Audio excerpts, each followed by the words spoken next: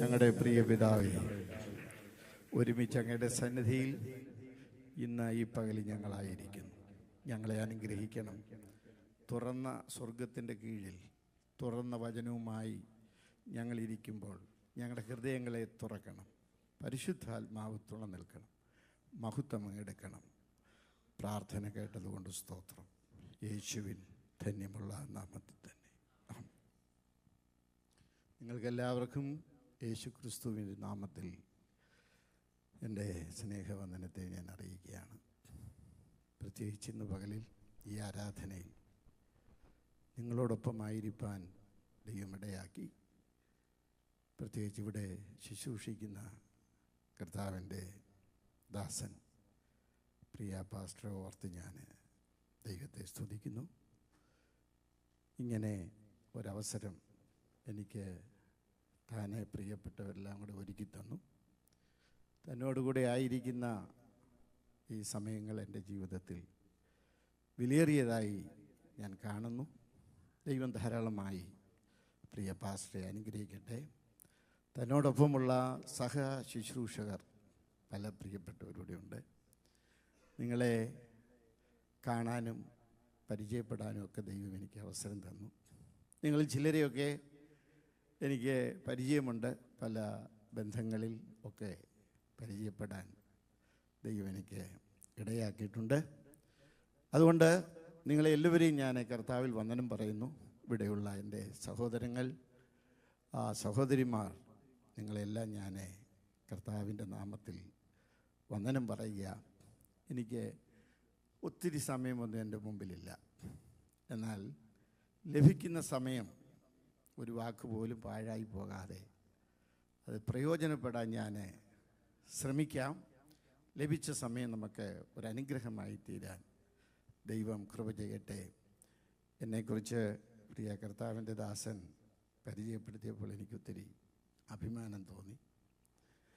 കാരണം നിങ്ങളൊക്കെ ആദ്യമായിട്ടായിരിക്കുമല്ലോ അങ്ങനെ കേൾക്കുന്നത്. അപ്പം അതിൻ്റെ അർത്ഥം തന്നെ നേരത്തെ എന്നെക്കുറിച്ച് അങ്ങനൊന്നും കേട്ടിട്ടില്ല.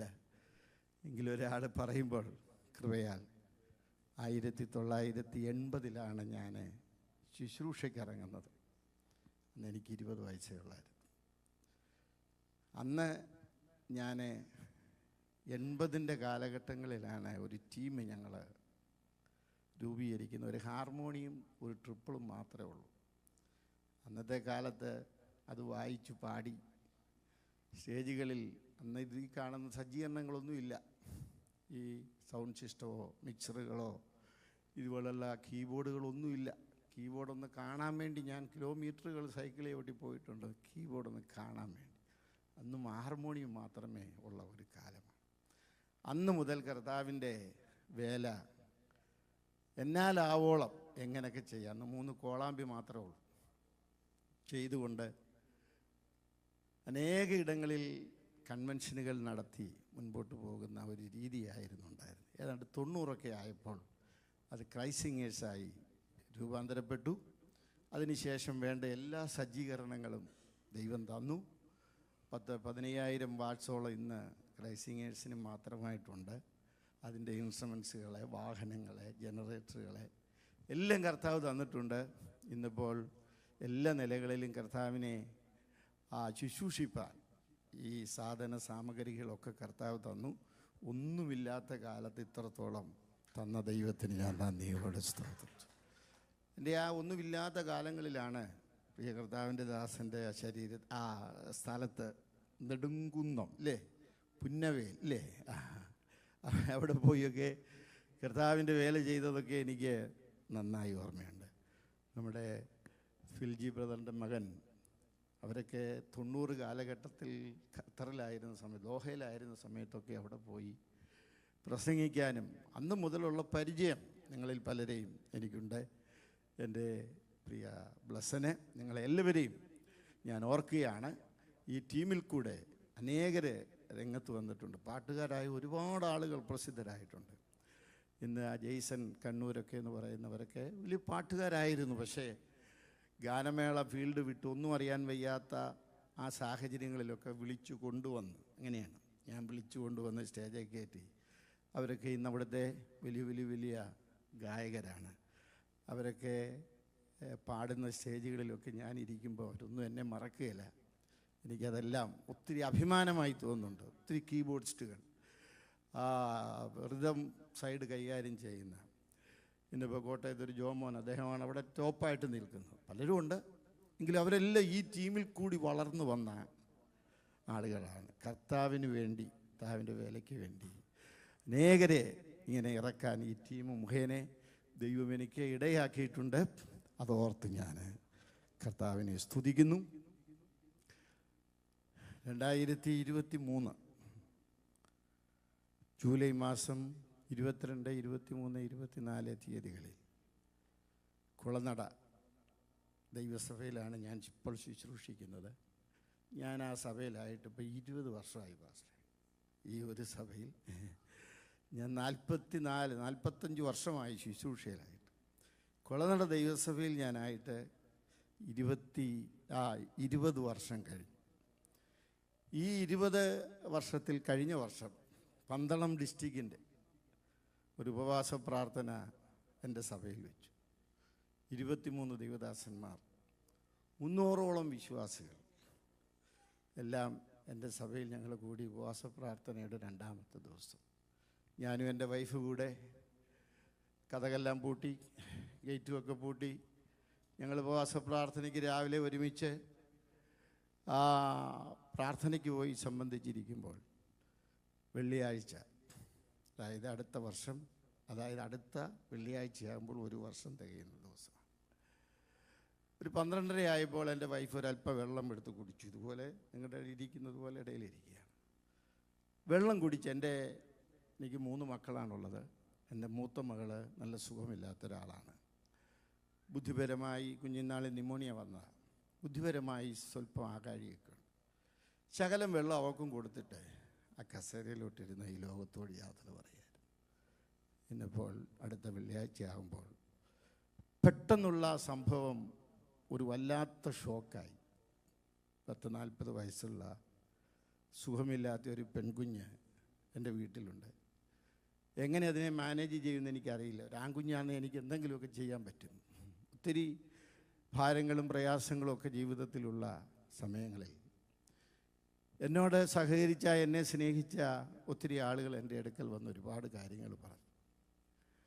എൻ്റെ ആ മാനസിക അവസ്ഥകൾക്കൊരു മാറ്റം വരാൻ ഒരു ദൈവദാസൻ എനിക്ക് വേണ്ടി ക്രമീകരിച്ച ഒരു ക്രമീകരണമാണ് ഇന്ന് പകലിൽ ഞാനിവിടെ ആയിരിക്കുന്നത്. കാരണം പെട്ടെന്നുള്ളൊരു ഷോക്ക് എന്നെ ഒരുപാട് അസ്വസ്ഥനാക്കി. എനിക്കൊന്നും ചെയ്യാൻ വയ്യാത്ത ഒരു സാഹചര്യമായിപ്പോയി. എൻ്റെ ടീമുകാരും എൻ്റെ പ്രിയപ്പെട്ടവരും ഒക്കെ എൻ്റെ കൂടെ ഉണ്ടായിരുന്നു. ഏതാണ്ട് 200 പേരോളം എൻ്റെ ടീമിൽ കൂടെ കർത്താവിൻ്റെ വേലയിൽ വളർന്നു വന്ന 200 പേരോളം ചേർന്ന ഒരു വാട്സപ്പ് ഗ്രൂപ്പ് ഉണ്ടാക്കി. ക്രൈസ്റ്റിംഗേഴ്സ് ഫാമിലി എന്ന് പറഞ്ഞൊരു ടീം അവർ സംഘടിപ്പിച്ചു. പല പ്രോഗ്രാമുകൾ അവർ ചെയ്തു. ഇതിനോടനുബന്ധിച്ച് ഇതെല്ലാം എൻ്റെ മാനസികാവസ്ഥയ്ക്ക് ഒരു പരിധിവരെ എനിക്കൊരു ബലമായി തീർന്നു. ഞാൻ ഇത്രയും പറഞ്ഞത്, നിങ്ങളുടെ പ്രാർത്ഥന എനിക്ക് വേണം. തുടർന്നുള്ള മുൻപോട്ടുള്ള നാളുകളിൽ ഒറ്റപ്പെട്ടു പോയി എന്നുള്ള ഒരു തോന്നലുകൾ പലപ്പോഴും എന്നെ ഒത്തിരി അസ്വസ്ഥനാക്കണം, ഒരുപാട് പ്രയാസപ്പെടുന്നുണ്ട്. ഞാൻ ഇങ്ങനെ ഇരിക്കുമ്പോൾ ഈ ബ്ലസ്സൻ്റെ വൈഫ്, എൻ്റെ പെങ്ങളുടെ മോളാണ് നിസി, അവളെപ്പോഴും എന്നെ വിളിക്കും, പറയും അങ്കിൾ ഇങ്ങോട്ടൊക്കെ ഒന്ന് വാ, ഇങ്ങോട്ടൊക്കെ ഒന്ന് വാ, ഇവിടൊക്കെ ഒന്ന് വാ, ഒരു ചേഞ്ച് ആകട്ടെ, മനസ്സിന് ഒരു ഉദ്ധാരണമാകട്ടെ. ഒരു പരിധി വരെ ഈ നിസിയുടെ നിർബന്ധം എൻ്റെ അടുക്കലുണ്ട്. എനിക്കിങ്ങോട്ട് വരാനുള്ള ഒരു ധൈര്യം നിസിയുടെ വാക്കുകളും പ്രിയ ബ്ലസ്സിൻ്റെ വാക്കുകളുമൊക്കെ എനിക്ക് ഉതകിയിട്ടുണ്ട്. നിങ്ങൾക്കൊക്കെ ഒത്തിരി വിഷമമുണ്ടെന്ന് എനിക്കറിയാം. അതിൻ്റെ കൂടെ എൻ്റെ വിഷമവും കൂടെ നിങ്ങളുടെ ഇടയിലോട്ടിട്ട് നിങ്ങളെ ആരെയും ഞാൻ മനപ്രയാസപ്പെടുത്തുകയല്ല. എനിക്കൊന്ന് മാത്രം മതി, നിങ്ങളുടെ പ്രാർത്ഥന എനിക്കുണ്ടായിരിക്കണം. എൻ്റെ ആഗ്രഹം, കർത്താവ് എനിക്ക് ആയുസ്സ് തരുന്നിടത്തോളം അവസാനത്തെ ഒരു ശ്വാസം ഉണ്ടെങ്കിൽ പോലും അത് കർത്താവിന് വേണ്ടി പ്രയോജനപ്പെടണം എന്നുള്ള ആഗ്രഹമുണ്ട്. നിങ്ങളുടെ പ്രാർത്ഥന ഞാൻ ചോദിച്ച് ആ ഭാഗങ്ങൾ ഞാൻ വിടുകയാണ്. ഇന്ന് ഈ പകലത്തെ നമ്മുടെ ചിന്തയ്ക്കായി എബ്രായ ലേഖനം 7-ാം അധ്യായം അതിൻ്റെ 25-ാമത്തെ വാക്യം നമുക്ക് ഒന്ന് വായിക്കാം.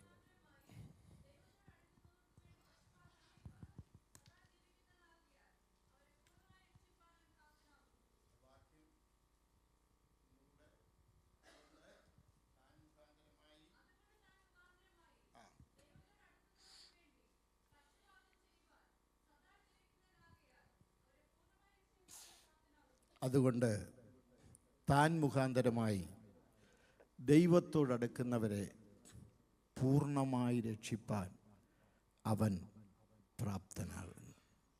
വാക്യം ഞാൻ ഒന്നുകൂടെ പറയാം.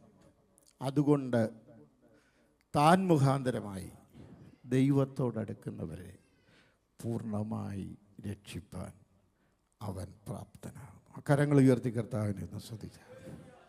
ഇന്ന് പകലിൽ ഞാൻ സംസാരിക്കാൻ താല്പര്യപ്പെടുന്ന വിഷയം ഇതാണ്: കഴിവുറ്റ ക്രിസ്തു എന്നുള്ളതാണ്.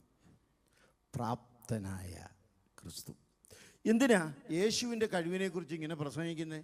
കഴിവ് കെട്ട ഒരുപാട് ദൈവങ്ങൾ ഉള്ളൊരു നാട്ടിലാണ് നമ്മൾ ജീവിക്കുന്നത്.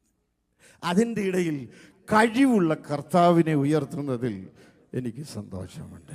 എൻ്റെ ദൈവം കഴിവുള്ള ദൈവമാണ്.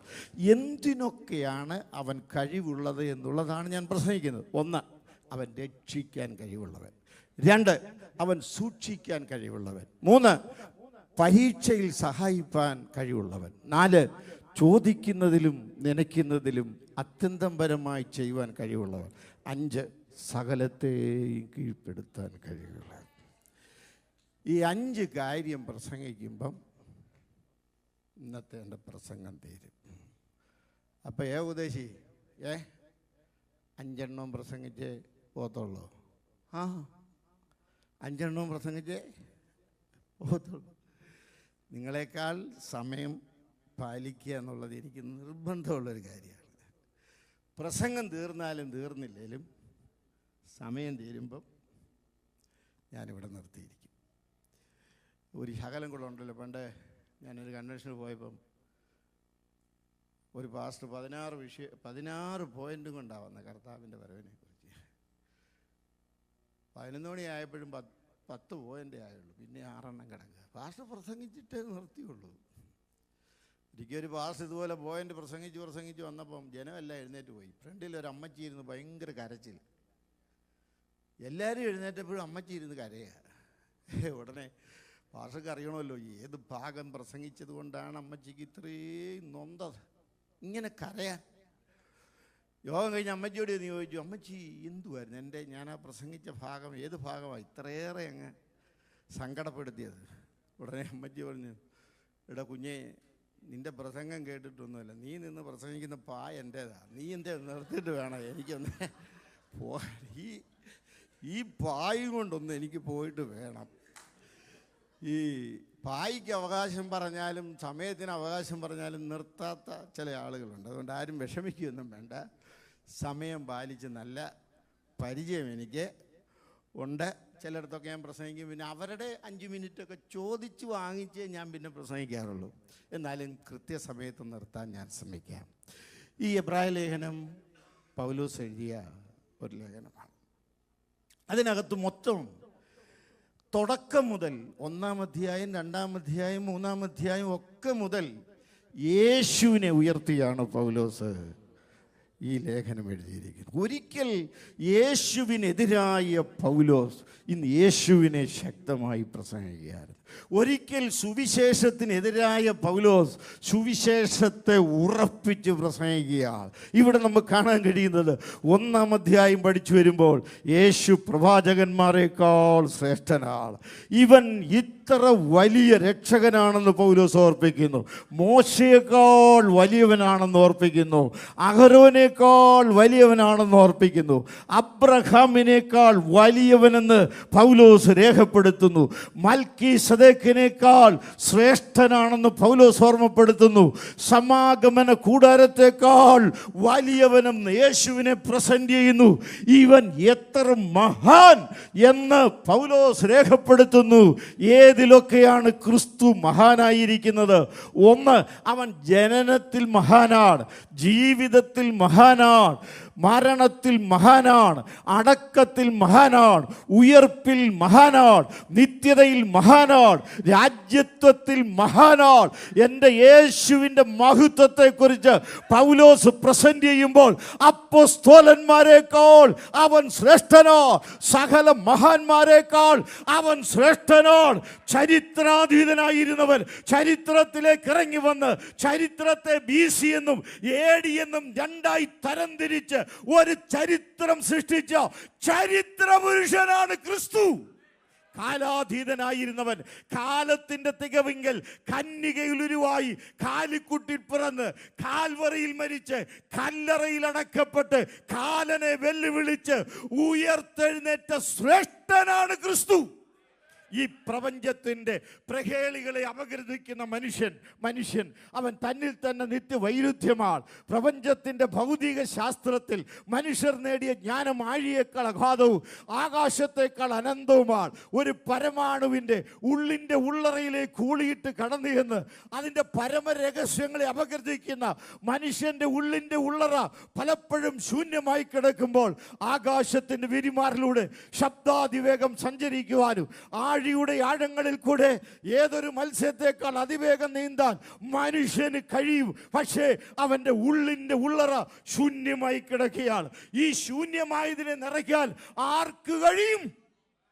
മനുഷ്യൻ തെക്ക് നിന്നും വടക്കോട്ടും കിഴക്ക് നിന്നും പടിഞ്ഞാറോട്ടും അർച്ചനകളും ആരാധനകളും പൂജയും കൊടിക്കൂറയും കൊടിത്തോരണവും ആറാട്ടും ഊരുവലത്തും ചെണ്ടമേളവും തകിലുമേളവും വാദ്യമേളവും മേളങ്ങളുടെ മേളവും നടത്തി ദൈവത്തെ പ്രസാദിപ്പിക്കുവാൻ മനസ്സ് വെക്കുമ്പോൾ ഉന്നതത്തിൽ നിന്ന് ഊഴിയിലേക്ക് ഇറങ്ങി വന്ന് പാപത്തിൻ്റെ ആഴിയിൽ ഊഴി പിടിച്ച് കിടന്ന നമ്മെ തൻ്റെ പണിപ്പുരയായിരിക്കുന്ന കാൽവറിയിൽ കൊണ്ടെത്തിക്കാൻ പരലോകം ചിറങ്ങി വന്ന സാക്ഷാത്കാരമാണ് ക്രിസ്തു.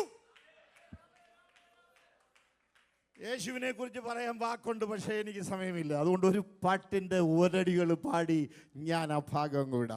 അവനൊപ്പം പറയാൻ ഒരാളുമില്ല, അവനെ പോലാരാധ്യൻ ആരുമില്ല.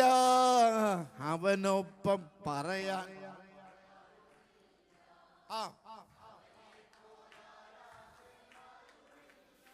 ഓ അവനിൽ ചാരണപ്പെട്ടാരുമേ ഒരു നാളും പിരിയാതെ മോദമായി മരുവും മരുവിലും ശാന്തമായി പതിനായിരങ്ങളിൽ സുന്ദരൻ ആരിലും ഉന്നതൻ ക്രിസ്തുവാ. പതിനായിരങ്ങളിൽ സുന്ദരൻ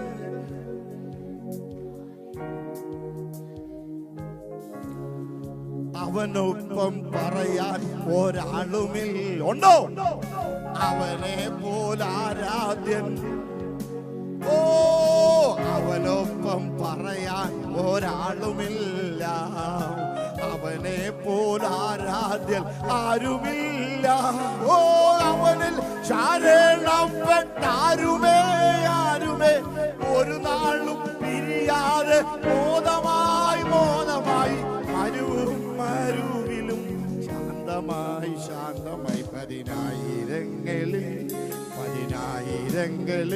സുന്ദരൻ ആരിലും ഉന്നതൻ ക്രിസ്തു. അതുകൊണ്ട് വരുവിൻ വണങ്ങി നമസ്കരിപ്പിൻ, ഒരുമിച്ചവൻ പാദം കുമ്പിടുവിൻ. ഓ വരുവിൻ വണങ്ങി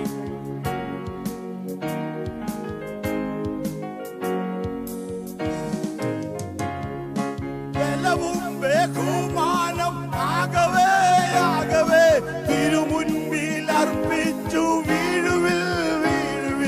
ബലവും ബഹുമാനം ആകവേ തിരുമുൻപിൽ അർപ്പിച്ചു വീഴുവിൽ. തിരുമുൻപിൽ അർപ്പിച്ചു വീഴുവിൽ. പതിനായിരങ്ങളിൽ സുന്ദരൻ ആരിലും ഉന്നതൻ ക്രിസ്തുവാ. പതിനായിരങ്ങളിൽ സുന്ദരൻ.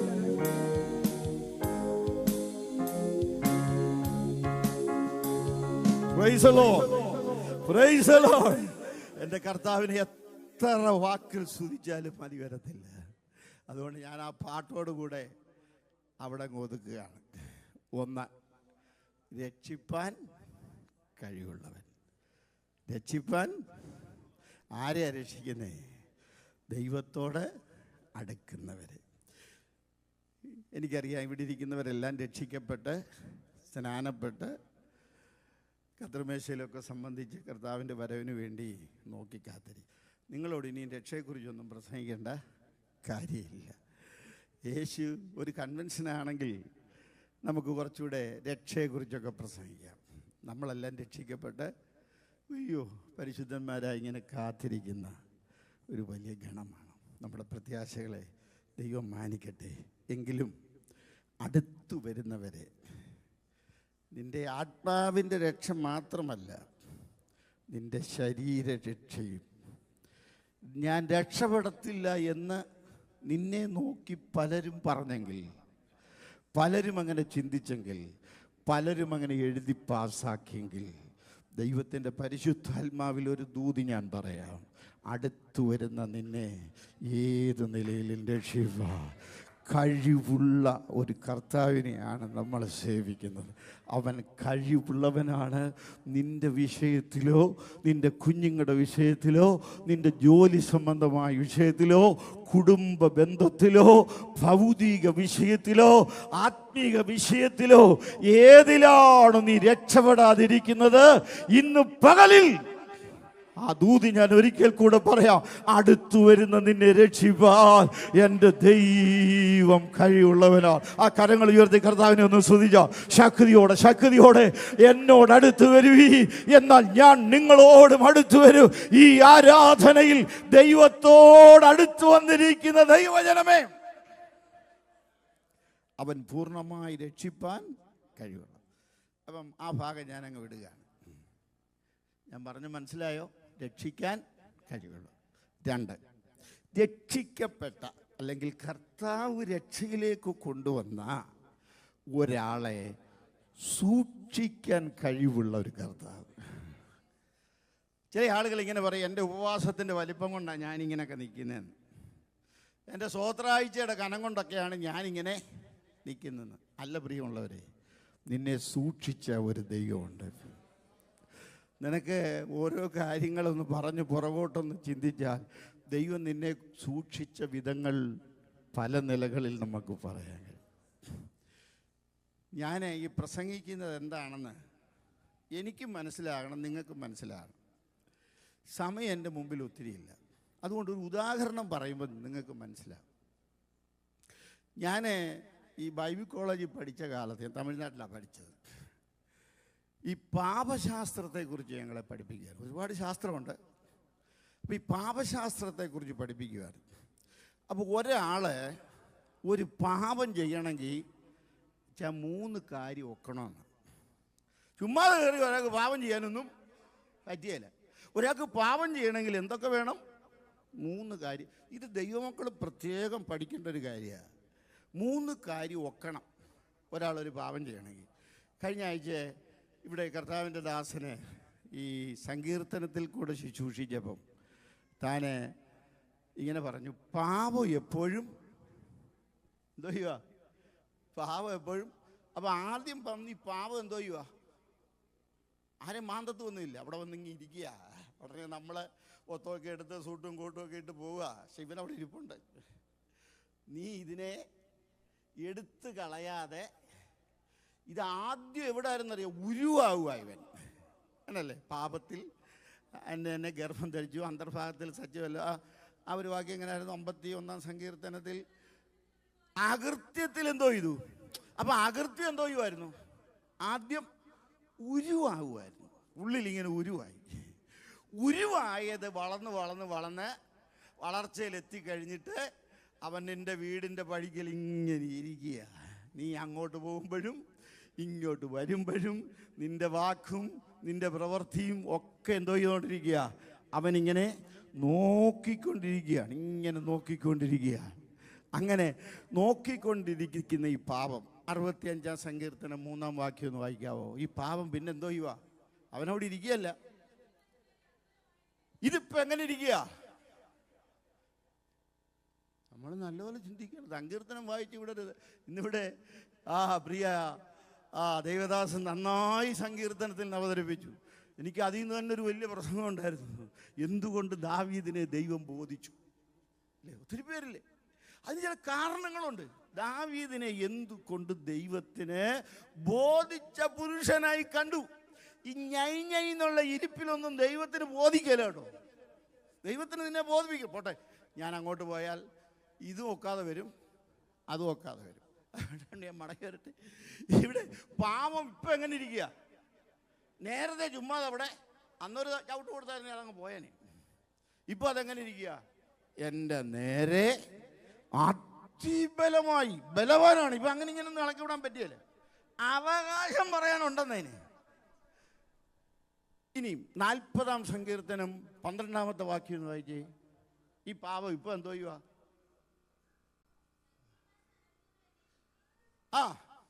ഇപ്പൊ ഇത് എന്നെ കയറി എന്തോ ചെയ്തു? ചുറ്റി. ഇപ്പൊ വളർച്ച പ്രാപിച്ചു, വള്ളിയൊക്കെ വീശി. ഇതാദ്യം എവിടെ ആയിരുന്നു? ഉജുവായിരിക്കുകയാണ്. പിന്നെന്തോ ചെയ്തു? മുമ്പിൽ വന്ന് കുത്തിയിരിക്കുക. നീ അന്നും പാവമല്ലേ പോട്ടെ എന്നൊക്കെ പറഞ്ഞുകൊണ്ടിരുന്നു. ഇന്ന് പെന്തിക്കോസിൽ പാവം ഉണ്ടോ ചാ?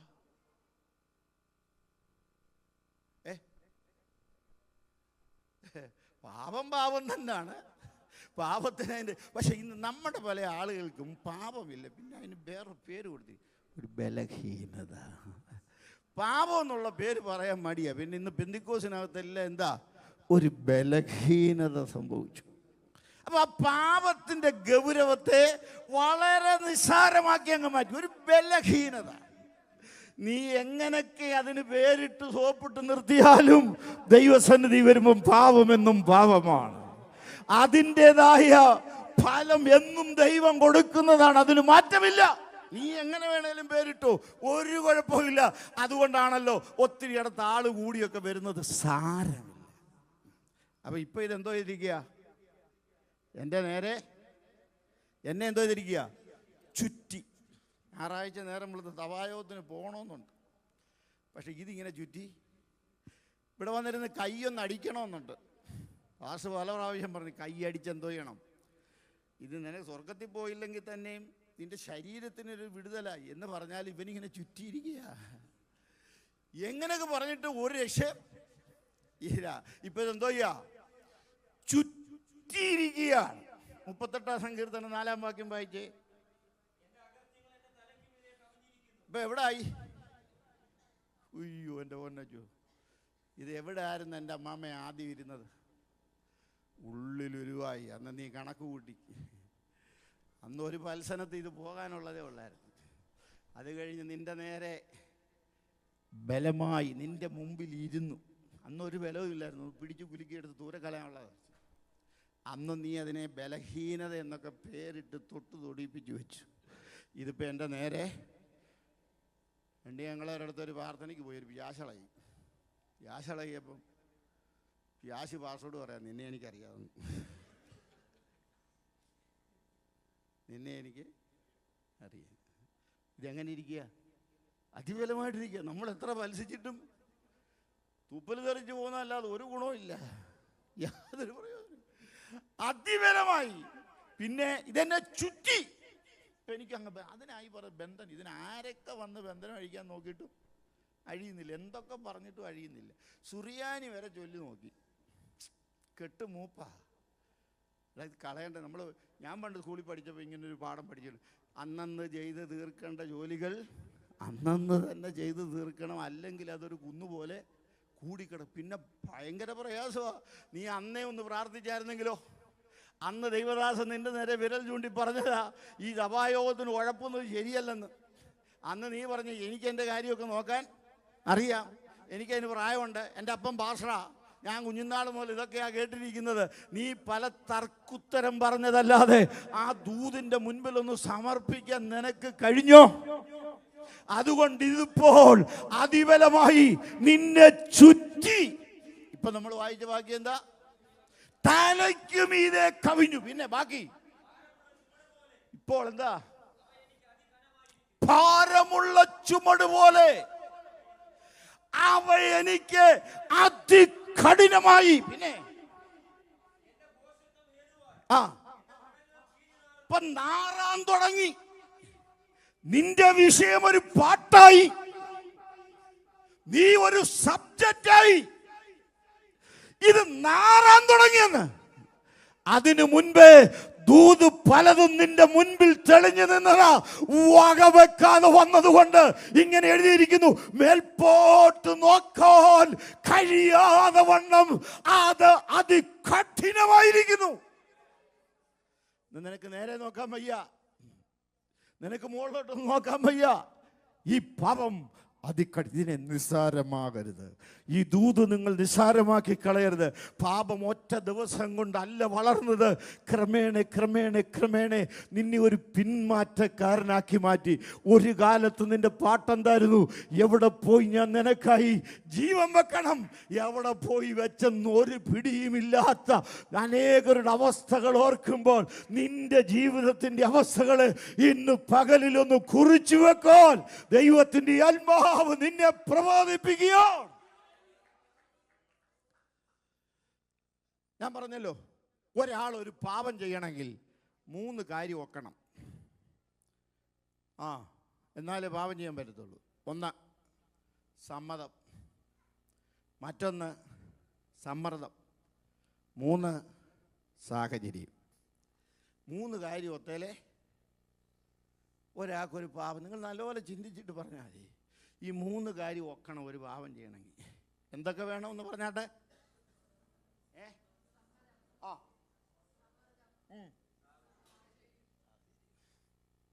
ഉദാഹരണം പറയാം. നാടൻ ഒരു ശൈലിയിലുള്ള ഉദാഹരണമാകുമ്പോൾ പെട്ടെന്ന് മനസ്സിലാവുമല്ലോ. അമ്മച്ചിയുടെ കാര്യം പറഞ്ഞാൽ അടിക്കാൻ പറ്റത്തില്ലല്ലോ. ഒരമ്മച്ചി കണ്ടെത്തി കള പറിക്കാൻ പോവുക. നിങ്ങൾക്ക് അങ്ങനെ പറഞ്ഞാൽ മനസ്സിലാവുമോ? മനസ്സിലാവും. അപ്പോൾ കണ്ടെത്തി കള പറിച്ചുകൊണ്ടിരുന്നപ്പം ഇങ്ങനെ ചിന്തിച്ചു, വീട്ടിലാണെ ഉച്ചയ്ക്ക് കഞ്ഞി മാത്രമേ ഉള്ളൂ.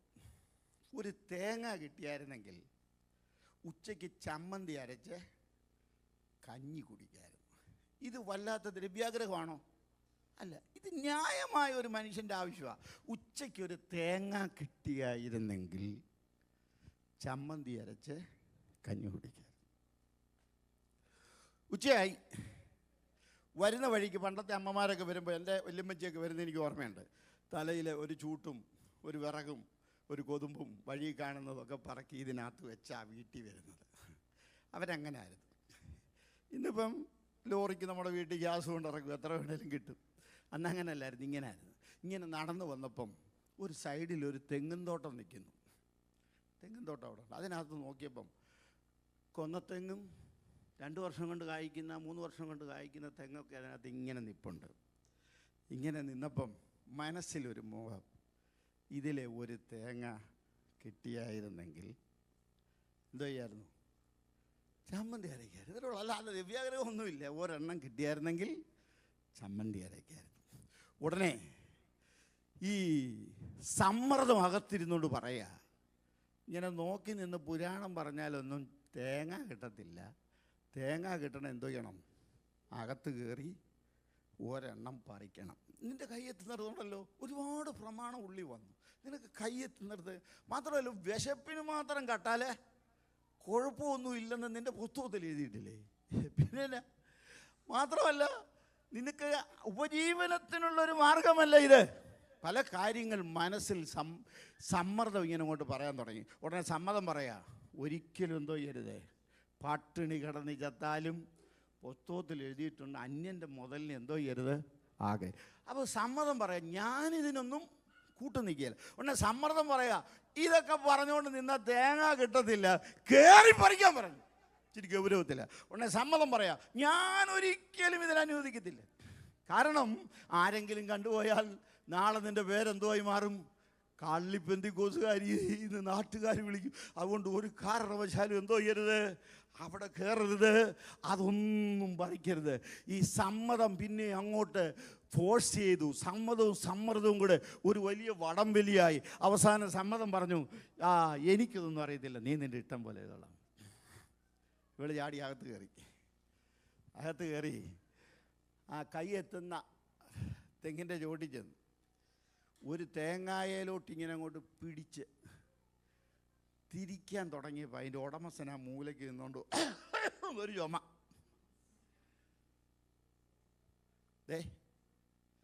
അയാൾക്ക് അന്നേരം ചുമ വന്നില്ലായിരുന്നു. നിൻ്റെ അവസ്ഥ എന്തുമായിരുന്നു? സമ്മതവും സമ്മർദ്ദവും കൂടെ ഒത്തു. സാഹചര്യത്തെ ദൈവം തട്ടിമാറ്റി. സമ്മതവും സമ്മർദ്ദം ഒത്തിരി പ്രമാണം പറഞ്ഞു.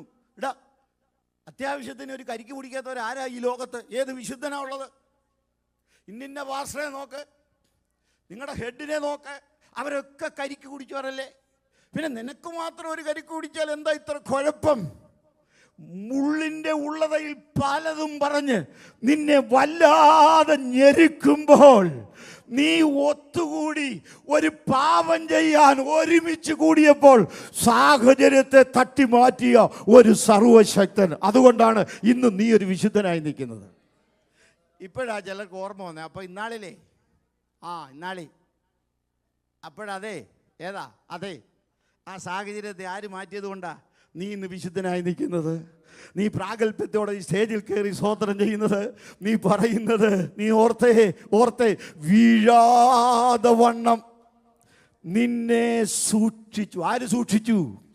പൗലോസ് പറയുന്ന കൊരിന്ത്യർ ലേഖനത്തിൽ, ആകയാൽ നിൽക്കുന്നു എന്ന് തോന്നുന്നവൻ വീഴാതിരിപ്പാൻ സൂക്ഷിക്കട്ടെ. വീഴാതെ വണ്ണം നമ്മെ സൂക്ഷിച്ച് എന്തിനു വേണ്ടി?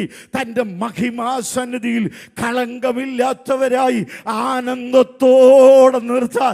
ഇന്ന് നിനക്ക് എന്തെങ്കിലും ഒരു പ്രാഗൽഭ്യം പറയാനുണ്ടെങ്കിൽ നിന്റെ കഴിവല്ല, നിന്റെ മിടുക്കല്ല, നിന്റെ സാമർഥ്യമല്ല, ഉപവാസത്തിൻ്റെ വലിപ്പമല്ല, നീ കൊടുത്ത സ്വത്രാഴ്ചയുടെ ഘനമല്ല, നീ ഒരു വിശുദ്ധനായത് കൊണ്ടല്ല, നിന്നെ കുറിച്ചുള്ള ദൈവത്തിന്റെ പദ്ധതിയുടെ പൂർത്തീകരണം നിറവേറ്റാൻ ഇത്രത്തോളം നിലനിർത്തിയ ആ ദൈവത്തിന് കരങ്ങൾ ഉയർത്തി ഒന്ന് സ്തോത്രം ചെയ്തോ.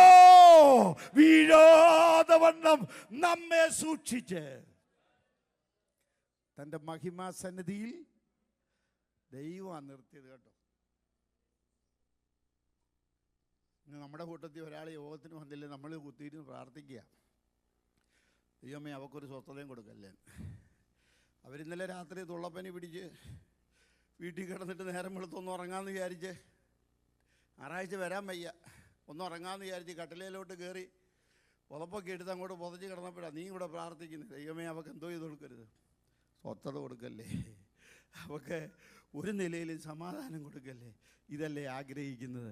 എൻ്റെ പ്രിയരെ, നിന്നെ നിർത്തുന്ന ദൈവത്തിനായി ഞാൻ സ്തോത്രം. എനിക്ക് ആ ഭാഗം കുറച്ചുകൂടെ വിശദീകരിക്കാൻ അറിയാം.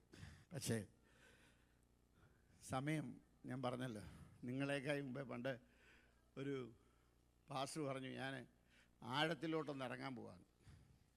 അപ്പോൾ സെക്രട്ടറി പറഞ്ഞു ഇറങ്ങുന്നതൊക്കെ കൊള്ളാം, 1 മണിയാകുമ്പോൾ ഇനി കയറി വന്നേക്കണേ. ഇറങ്ങുന്നതൊക്കെ കൊള്ളാം, 1 മണിയാകുമ്പോഴത്തേന് ഇനി വരണേ.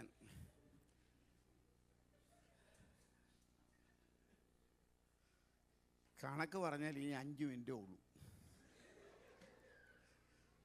ഞാനും കയറാൻ പോവാ ആഴത്തിലോട്ട്. ഇനി ഇറങ്ങിയ പണി നടക്കുക. അപ്പം 2 കാര്യം ഞാൻ പറഞ്ഞു. രക്ഷിക്കാൻ കഴിവുള്ളവൻ, സൂക്ഷിക്കാൻ 3.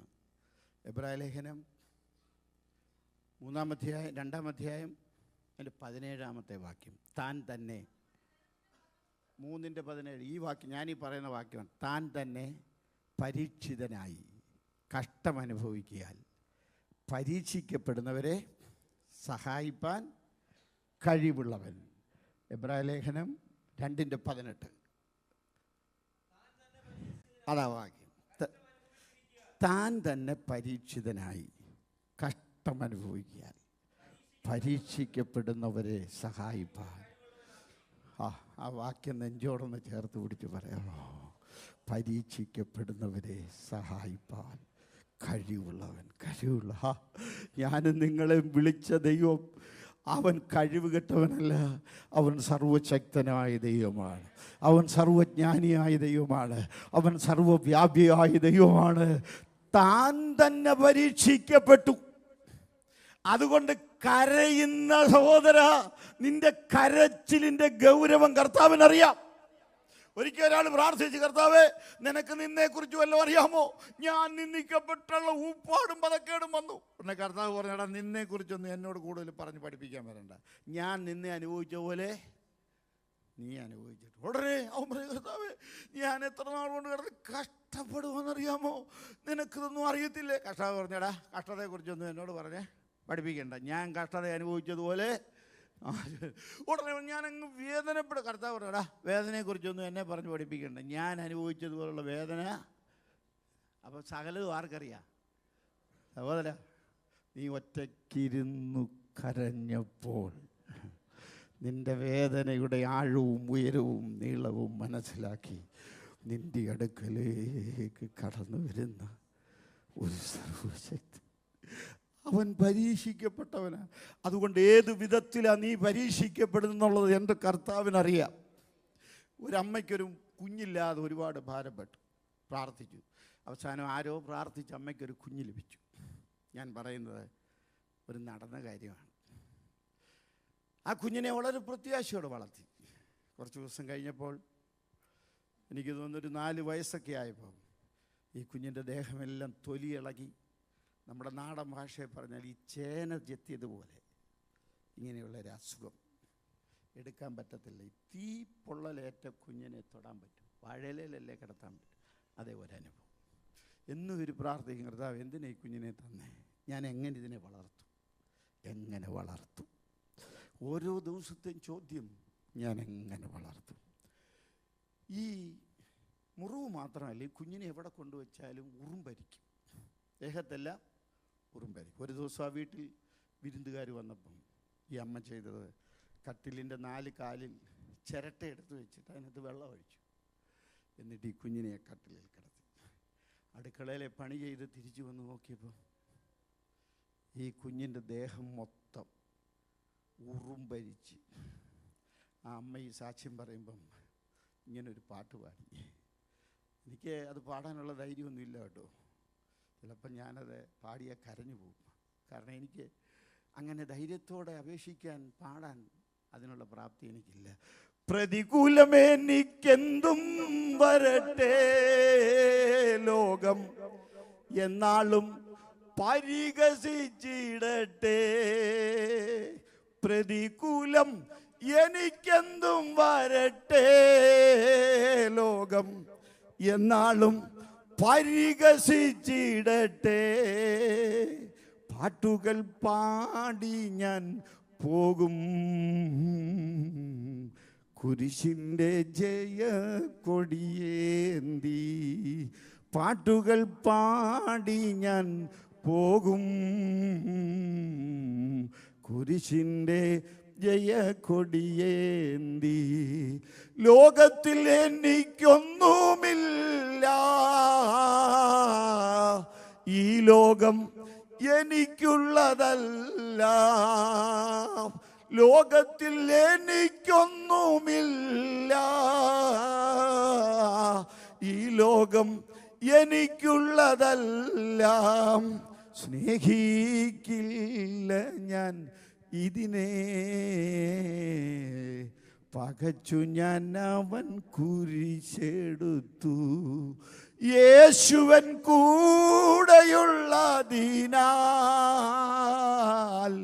തിരകളിൽ മീതെ ഞാനോടും.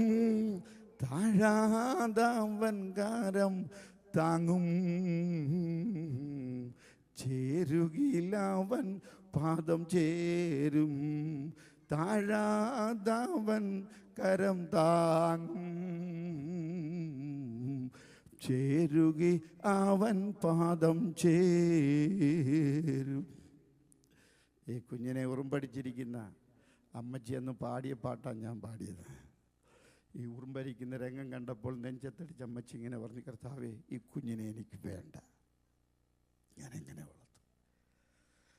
അന്ന് രാത്രി പറഞ്ഞ വാക്കുകൾ ഓർത്ത കുഞ്ഞിൻ്റെ കട്ടിലിൻ്റെ അടുക്കലിരുന്ന് കരഞ്ഞ് കഴിഞ്ഞ അമ്മ ആ കട്ടിലിരുന്ന് ഉറങ്ങിപ്പോയി. വഴിപാടിയിൽ, മാവേലിക്കരയ്ക്കടുത്ത് വഴിപാടിയിലുള്ള ഒരു അമ്മയുടെ അനുഭവം ഞാനീ പറയും. നേരം വെളുത്ത് നോക്കിയപ്പോൾ കൊച്ചു കട്ടിലില്ല. നോക്കിയപ്പോൾ മുറ്റത്ത് പോയി കളിക്കുന്ന ദേഹത്തൊരു പാടുപോലുമില്ല. താൻ തന്നെ പരിചിതനായി കഷ്ടമനുഭവിക്കാൻ പരീക്ഷിക്കപ്പെടുന്നവരെ സഹായിപ്പാൻ. അക്കരങ്ങൾ ഉയർത്തി കർത്താവിനെ സ്തുതിച്ചാൽ. ഞാൻ പറഞ്ഞല്ലോ, എനിക്ക് തന്ന സമയം തീർന്നു.